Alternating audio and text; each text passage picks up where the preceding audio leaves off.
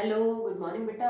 कैसे हो आप सब? उम्मीद है बहुत अच्छे होंगे। ठीक है, तो चलिए अपना टॉपिक स्टार्ट करते हैं। And now we are on the unit 9, that is coordination compounds.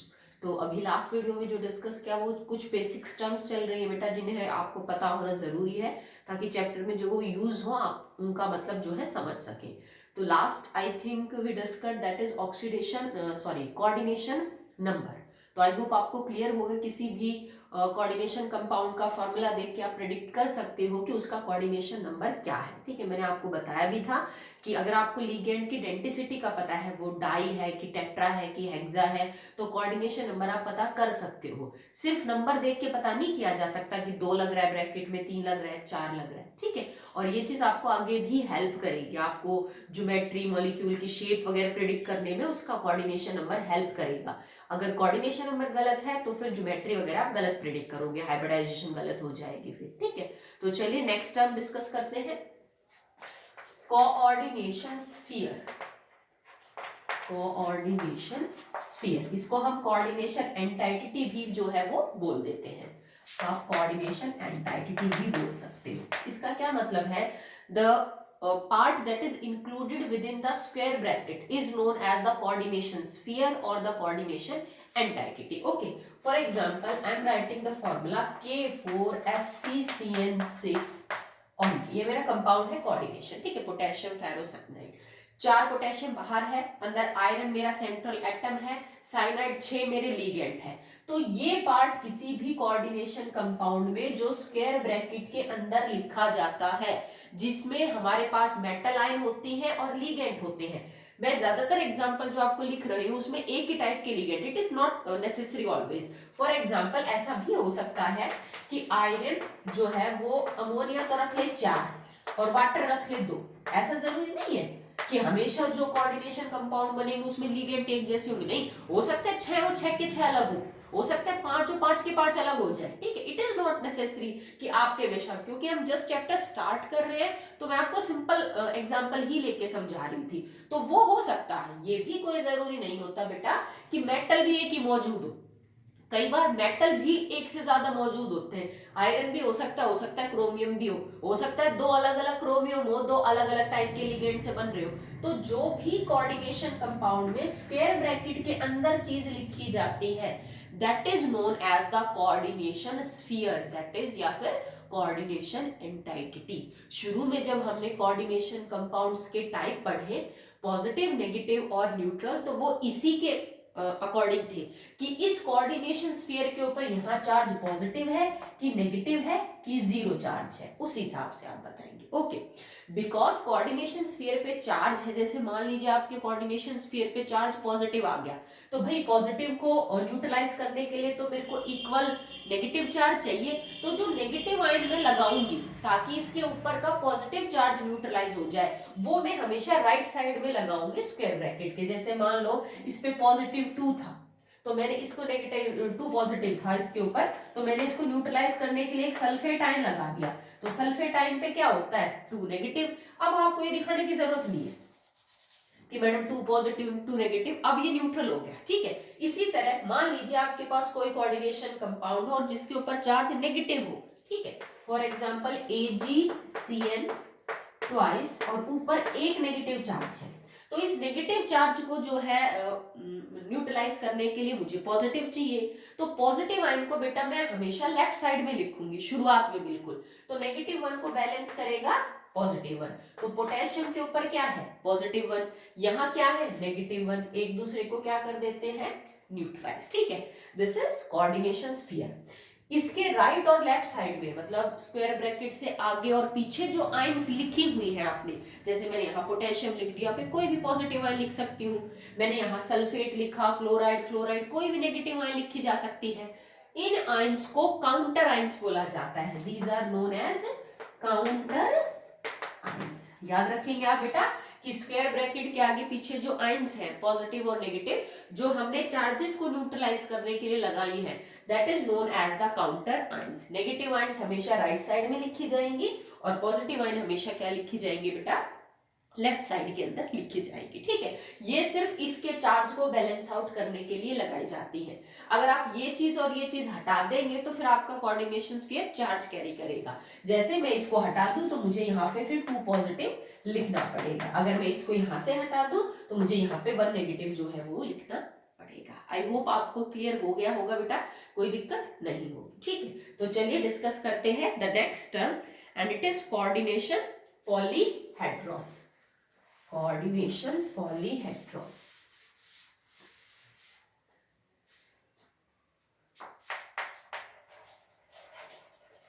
इससे क्या मतलब है बेटा, जैसे कोई कोऑर्डिनेशन कंपाउंड आपने लिखा हुआ देखा फॉर्मूले में और आपने उसका कोऑर्डिनेशन नंबर चेक किया, that it is 3 and it is 4 like 5 6। ठीक है, तो according to that coordination number क्या ज्योमेट्री निकल के आती है उस कंपाउंड की, ठीक है, तो वो हमारा कोऑर्डिनेशन पॉलीहेड्रॉन हो जाएगा। ठीक है, जैसे मान लीजिए किसी कंपाउंड का कोऑर्डिनेशन नंबर 4 है, तो 4 कोऑर्डिनेशन नंबर में क्या चीज पॉसिबल है। अब आप याद करिए कि आपको 4 कोऑर्डिनेशन नंबर 4 का मतलब मेटल 4 बॉन्ड बना रहा है।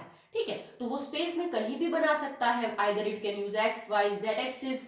तो 2 पॉसिबिलिटी है मेरे पास। ठीक है, 4 कोऑर्डिनेशन नंबर के साथ या तो वो टेट्राहेड्रल बना सकता है, जैसे लाइक दिस, वो एक टेट्राहेड्रल जो ज्योमेट्री है वो बना सकता है, या वो स्क्वायर प्लेनर बना सकता है।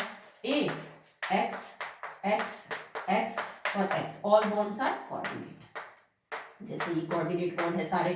तो कोऑर्डिनेशन नंबर अगर 4 है तो 2 ज्योमेट्री पॉसिबल है, मतलब 2 टाइप के कोऑर्डिनेशन पॉलीहेड्रन बन सकते हैं, या तो वो टेट्राहेड्रल बनेगा या फिर वो क्या बनेगा, स्क्वायर प्लेनर। ठीक है, अगर कोऑर्डिनेशन नंबर 5 है तो एक ही ज्योमेट्री पॉसिबल है, that is trigonal bye pyramidal. For example A, ठीक है, एक्स मेरा लिगेंड है और एक ऊपर हो जाएगा एक्स और एक हो जाएगा नीचे, तो ये trigonal bye pyramidal coordination polyhedron बन जाएगा।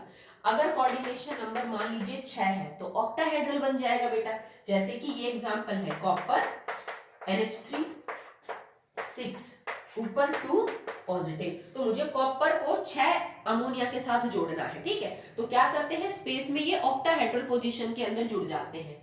जैसे एक कॉपर, आपने 4 NH3 इधर लगाए जो स्क्वायर प्लेनर की तरह जुड़ेंगे। ठीक है, एक ऊपर और एक नीचे। ठीक है, तो ये तो आपका स्क्वायर प्लेनर टाइप हो गया, ये इसके ऊपर और ये इसके नीचे। तो कोऑर्डिनेशन पॉलीहेड्रॉन एक्चुअली में मॉलिक्यूल की ज्योमेट्री बताता है और वो कोऑर्डिनेशन नंबर के अकॉर्डिंग आप प्रिडिक्ट कर सकते हो। जैसे 3 कोऑर्डिनेशन नंबर का कोई कंपाउंड हो तो आप कहेंगे मैडम ये ट्रायंगुलर प्लेनर ज्योमेट्री रखेगा। 4 में 2 ऑप्शन है, टेट्राहेड्रल भी हो सकता है, स्क्वायर प्लेनर भी। कैसे पता चलेगा, वही हाइब्रिडाइजेशन DsP2 है तो स्क्वायर प्लेनर हो जाएगा, अगर उसके हाइब्रिडाइजेशन sp3 है तो टेट्राहेड्रल हो जाएगा। ठीक है, इसी तरह हाइब्रिडाइजेशन sp3d है, कोऑर्डिनेशन नंबर 5 है तो ट्रायंगुलर बाइपिरामिडल हो जाएगा। आपकी हाइब्रिडाइजेशन या तो sp3d2 है या d2 sp3 है, कोऑर्डिनेशन नंबर 6 है तो ऐसी शेप हो जाएगी। ठीक है, तो ये होते हैं कोऑर्डिनेशन पॉलीहेड्रॉन। ओके, चलिए नेक्स्ट है बेटा द ऑक्सीडेशन नंबर और the charge on the metal ion. ये बहुत इंपॉर्टेंट है, आगे हम नाम वगैरह लिखना सीखेंगे बेटा इन कंपाउंड्स का, तो उसमें अगर आपको मेटल का जो है वो चार्ज नहीं पता कि इस कंपाउंड में मेटल पे चार्ज क्या है तो सब कुछ गलत हो जाएगा। तो how to calculate the oxidation number और charge on the metal in the given compound. ठीक है, तो अब हम चार्ज ऑक्सीडेशन नंबर देखेंगे। ऑक्सीडेशन नंबर और चार्ज ऑन मेटल आयन।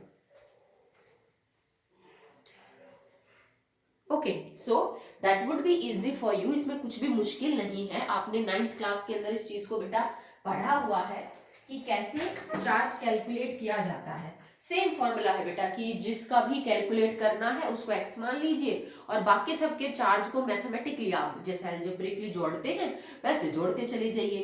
पर इसमें एक बात यह है कि आपको बाकी सबका चार्ज पता होना चाहिए, जैसे मैं आपको मेटल का निकालने को दे दूं तो बाकी लीगेंड वगैरह का पता हो आपको, तभी आप कर सकते हो। तो इसमें कुछ अलग नहीं है, हम 9 से पढ़ते आ रहे हैं कि किसी आयन पे कैसा चार्ज होता है, तो बस उनका चार्ज रखते जाओ और आपका जो डिजायर्ड मेटल है उसका आप निकाल लोगे। It is quite simple. पर अगर ये गलत कर देते हो तो आगे बहुत सारी प्रॉपर्टीज गलत हो जाएंगी। आना था आयरन 2 पॉजिटिव, तुम्हारा आयरन 3 पॉजिटिव हो गया, उसकी प्रॉपर्टी समझ ही नहीं पाओगे आप, क्योंकि 2 पॉजिटिव के हिसाब से होनी थी, तुम 3 पॉजिटिव निकाल के वो बातें समझा ही नहीं सकते। ठीक है, तुम्हारा कॉपर आना था 0 और तुमने कॉपर को निकाल दिया +2, तुम वो बात बता ही नहीं सकते उस कंपाउंड के बारे में अगर गलत हो तो। ठीक है, नाम वगैरह स्ट्रक्चर वगैरह सब गलत हो जाएगा उसका। ठीक है, तो हम कुछ एग्जाम्पल लेते हैं, उससे फिर सॉल्व करते हैं। फॉर एग्जाम्पल अगर मैं लिख दूं ZnNH3 4 और यहां लगा दूं 2 पॉजिटिव, K4 FeCN6, ये कंपाउंड लिख दिया मैंने, CuNH3 6 SO4 2 negative, okay, FeC2O4 thrice somewhat like this. ठीक है, मे बी मैंने आपको सिर्फ समझाने के लिए लिखे हैं।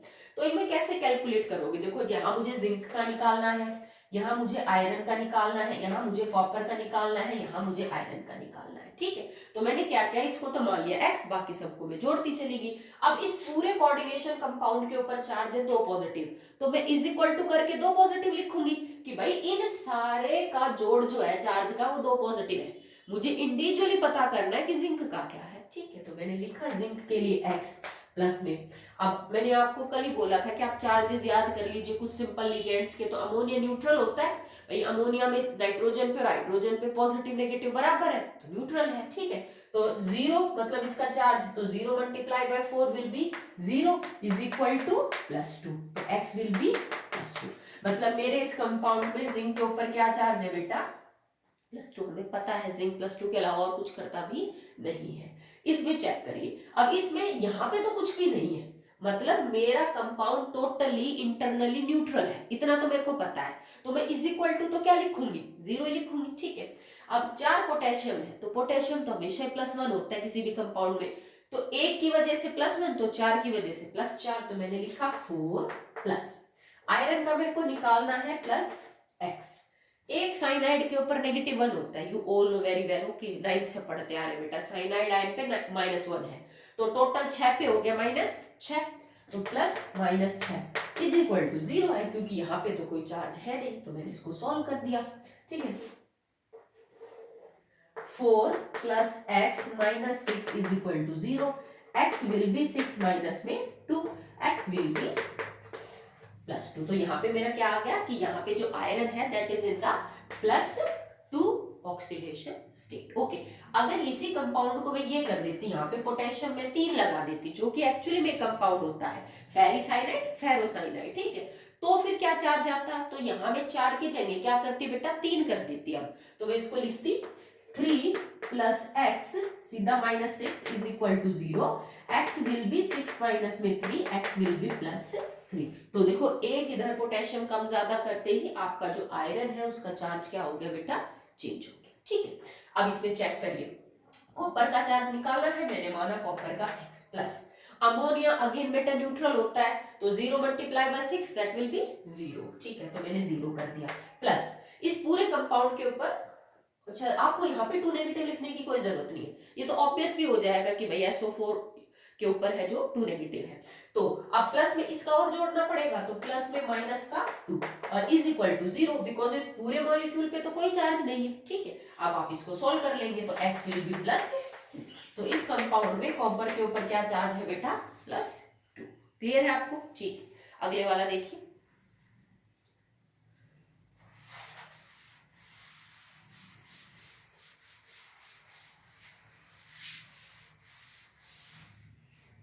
नेक्स्ट है आयरन का निकालना है आपको, और ये मैंने C2O4 थ्राइस लिया है। C2O4 बेटा is oxalate ion, okay, COO negative, COO negative, तो देखो यही बना C2O4 एक, तो मैंने 3 ले लिए, तो इसका मतलब एक C2O4 पे -1 -2 हो गया टोटल, तो 6 पे कितना हो गया, -6, सॉरी 3 पे कितना हो गया, -6, तो आप इसको यूं लिखोगे x प्लस में नेगेटिव 6 इज इक्वल टू क्या हो गया 0। अब देखिए जब तो ये कंपाउंड आपका नहीं, बिकॉज आयरन +6 वगैरह नहीं करता, तो मान लीजिए इसके ऊपर चार्ज लगा दिया मैंने +3, ठीक है।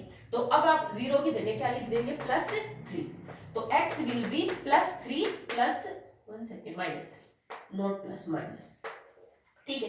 मैंने -3 लिखा, तो that will be x is equal to -3 plus 6, तो x विल बी +3। तो इसका मतलब आयरन यहाँ पे किस ऑक्सीडेशन स्टेट में मौजूद है बेटा, that is in the +3 oxidation state. अगर मैं यहाँ 3 पोटेशियम लगा देती या मान लीजिए 3 सोडियम लगा देती, तो फिर मेरे को ये दिखाने की जरूरत नहीं थी, क्योंकि 3 नेगेटिव को कौन बैलेंस आउट कर रहा है बेटा, 3 पॉजिटिव। अब भी आप निकाल सकते थे, अब क्या करते कि मैडम 1 सोडियम की वजह से 1, तो 3 की वजह से 3, आप लिखते 3 plus x minus 6 is equal to 0। तो x will be 6 minus 3, x will be again +3, ठीक है। निकाल लोगे। एक तो एग्जांपल और कर लेते हैं, इंपॉर्टेंट चीज है, आगे हमें जब वो थ्योरीज वगैरह पढ़नी है उनमें ये बहुत काम आएगा। तो पहला स्टेप ये होता है कि ऑक्सीडेशन स्टेट वगैरह पता करिए, उसके बाद आप बता सकते हैं मॉलिक्यूल की हाइब्रिडाइजेशन, ज्योमेट्री एंड और। तो अब हम चेक कर लेते हैं एक बार।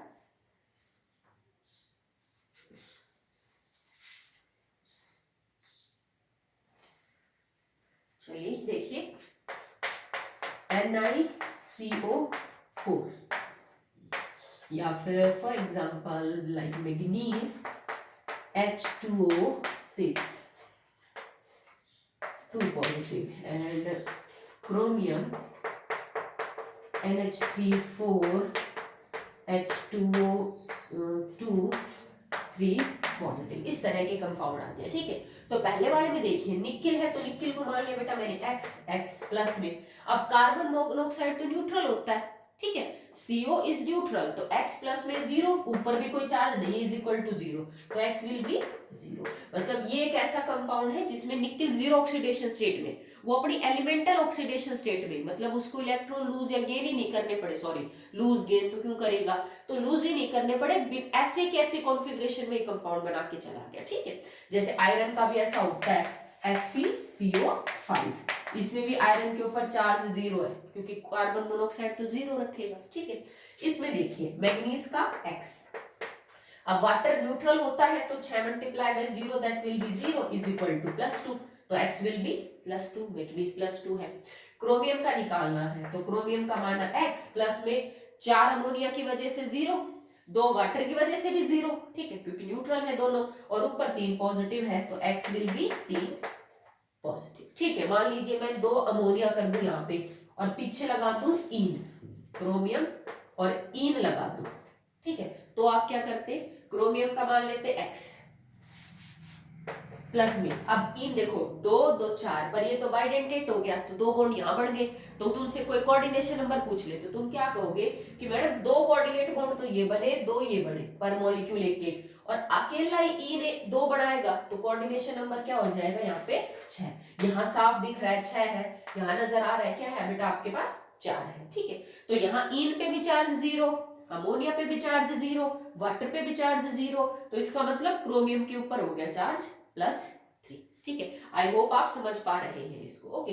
सो ये आपका मेटल आयन के ऊपर मैंने आपको जो है वो चार्ज निकालना सिखाया, पर ये सिर्फ तब पता किया जा सकता है अगर आपको बाकी लिगेंड्स का, काउंटर आयंस का चार्ज पता है, ठीक है। अगर आपको जैसे ये नहीं पता कि वाटर के ऊपर क्या होता है, Cl के ऊपर क्या होता है, Br के ऊपर, OH के ऊपर क्या होता है, तो कैसे निकालोगे, तो वो आपको थोड़ा याद करना पड़ेगा, ओके। ये है कोऑर्डिनेशन, सॉरी कोऑर्डिनेशन कंपाउंड्स के अंदर ऑक्सीडेशन नंबर या चार्ज निकालना मेटल का। अब आपको कोऑर्डिनेशन स्फीयर के ऊपर भी जो चार्ज है वो निकालना आना चाहिए। अगर मैं आपको कंपाउंड लिख के दे दूं तो स्फीयर के ऊपर चार्ज भी पता होना चाहिए, charge on coordination sphere. For example वैसे मैं समझा तो चुकी ही हूं, FeCN6। अब मैं आपसे पूछूं what is the charge present on the iron है, so that will be easy, समझा चुके हैं। आप कहोगे x वगैरह से करके मैडम आयरन +2 में है। मैं पूछूं what is the charge present on the coordination sphere, so this is the coordination sphere ना, ये जो स्क्वायर ब्रैकेट के अंदर है। तो आप चेक करो कि इसके ऊपर जो चार्ज था उसको न्यूट्रलाइज करने के लिए मैंने ये लगाया है। जो काउंटर आयन आगे पीछे लगती है वो हमेशा कोऑर्डिनेशन स्फीयर के चार्ज को न्यूट्रलाइज करने के लिए लगती है। तो यहाँ पे मैंने 4 पोटेशियम लगाए हैं, तो टोटल 4 पोटेशियम कितना पॉजिटिव चार्ज देंगे, +4। तो मतलब एक्चुअल में इस पूरे कोऑर्डिनेशन स्फीयर पे चार्ज क्या हो गया, -4। तो आप लिखोगे मैडम इसके ऊपर टोटल -4 था, तभी तो मैंने इसको बैलेंस आउट करने के लिए क्या लगाया, +4। तो आप कोऑर्डिनेशन स्फीयर पे आराम से चार्ज को पता कर सकते हो। मैं लिख दूं सोडियम AgCN ट्वाइस, और कहूं बताओ बेटा सिल्वर पे चार्ज क्या है और सोडियम पे चार्ज क्या है। तो सिल्वर का तो कैसे निकालोगे, 1 सोडियम पे 1 plus x minus 2 is equal to 0, cyanide का 1, x will be 2 minus 1, x will be +1। भाई सिल्वर के ऊपर तो चार्ज है +1। कोऑर्डिनेशन स्फीयर पे चार्ज क्या होगा, इसको बैलेंस करने के लिए मुझे एक सोडियम लगाना पड़ा, मतलब मुझे +1 लगाना पड़ा, तो टोटल पे चार्ज कितना होगा, -1। क्लियर है आपको, ठीक है। नेक्स्ट देखिए CuNH3 6SO4, ये ठीक है। तो कॉपर पे तो चार्ज निकाल ही दोगे +2, क्योंकि इस पे तो 0 है, ये -2 उधर जाएगा तो क्या हो गया, +2। तो कॉपर हियर इज +2, ठीक है। अब मैं आपसे पूछूं बेटा कोऑर्डिनेशन स्फीयर पे चार्ज क्या है, तो आप कहोगे मैडम इसके ऊपर जो चार्ज है ना वो इसने न्यूट्रलाइज किया है। तो SO4 पे क्या होता है, 2 नेगेटिव, तो मतलब पूरे स्फीयर के ऊपर चार्ज क्या था, +2। तो हम कोऑर्डिनेशन स्फीयर पे, इंडिविजुअली लिगेंड्स पे और मेटल आयन सब पे जो चार्ज है वो पता कर सकते हैं, ठीक है। नेक्स्ट देखिए बेटा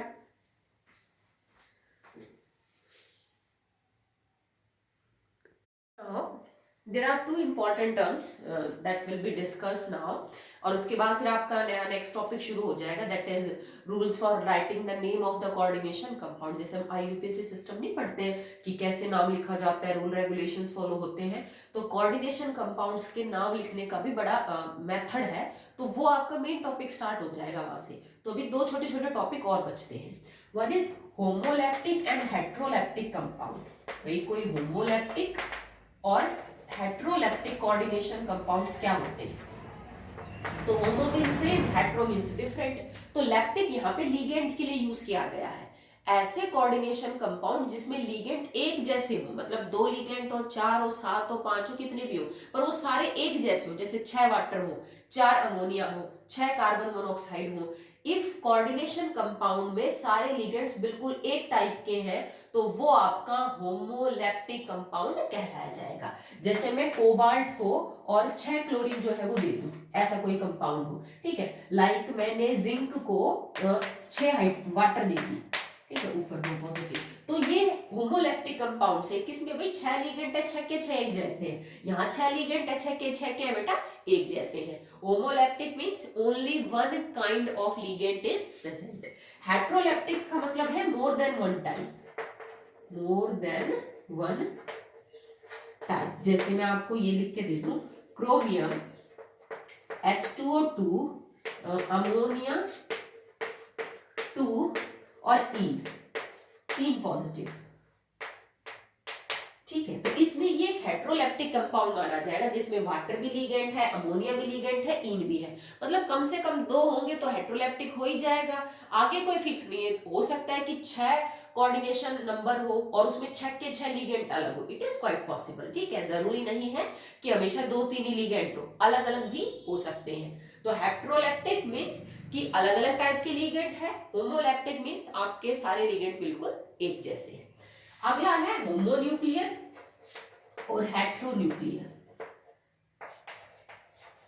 हेट्रोन्यूक्लियर इसका मतलब क्या होता है बेटा, वैसे मैंने जिक्र तो किया था आज की वीडियो में भी, ज्यादातर कोऑर्डिनेशन कंपाउंड अब तक मैंने आपको जो बताए हैं शायद सारे ही, उनमें सिर्फ एक टाइप का मेटल आयन मौजूद है, जैसे इसमें सिर्फ क्रोमियम है, इसमें जिंक है, इसमें कोबाल्ट है। ऐसे कोऑर्डिनेशन कंपाउंड जिसमें एक ही मेटल आयन मौजूद हो, मतलब एक ही टाइप का, हो सकता है कई बार की कोऑर्डिनेशन कंपाउंड कुछ ऐसा हो, एक क्रोमियम इधर दिखा दे और एक क्रोमियम इधर, पर वो है तो क्रोमियम ही, ठीक है। अगर अलग अलग मेटल आयन मौजूद है, तुम्हारे एक ही कोऑर्डिनेशन कंपाउंड में 2 मेटल आयन मौजूद है अलग अलग, तो वो कंपाउंड क्या कहलाया जाएगा बेटा, हेट्रोन्यूक्लियर। ठीक है, तो हम उसको बोलेंगे इसमें तो more than one type of metal ion है। Heteronuclear, one type of metal ion is present और metal is present, that is known as the homonuclear. ठीक है, तो मेन टॉपिक स्टार्ट करने से पहले आज की वीडियो में इतना। थैंक यू बेटा।